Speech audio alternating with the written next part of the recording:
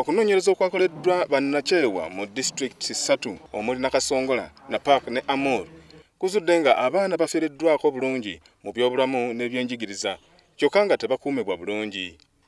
Akuluddemu okunoonyereza kuno Daniel Lukwago agamba nti amaanyi gonna gavumenti egatadde ku byabulamu na kusoma naye ng'eddembe ly'abaana lityoboolwa enkya n'eggulo ng'ensimbi ezimu ez'okunyweza eddembe ly'abaayo zifundikira zikola birala. Sente ziva mu gavumenti ya wakati tezisinziira ku pulaani disitulikiti gyekoze.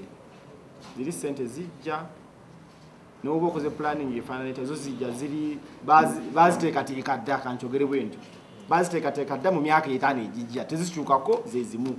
So n'obona okola pulaani efaanana obulungi etya ejja kusigala ku lupapula naye bw'ogendera ddala nga mu bitongole ebiyambako ku baana ku ndabirira y'abaana ng'ekya Police Family and Protection Units tusanze nti tezirina ssente n'olwekyo ekyo kikosa nnyo abaana singa baba bafunye obuzibu nga mu byalo eyo teri ngero poliisi n'abaddukirira okubayamba okutaasa obulamu bw'abaana ngaabo. Omukungu okuva mu minisitule y'ekikula ky'abantu eno nga yekola ne ku nsonga z'abaana Kakooza James Sembatya ategeezezza nti ddala kituufu ensimbi nnyingi ziteekeddwa ku byabulamu na byanjigiriza ekintu ekyetaaga okulowoozaako amangu.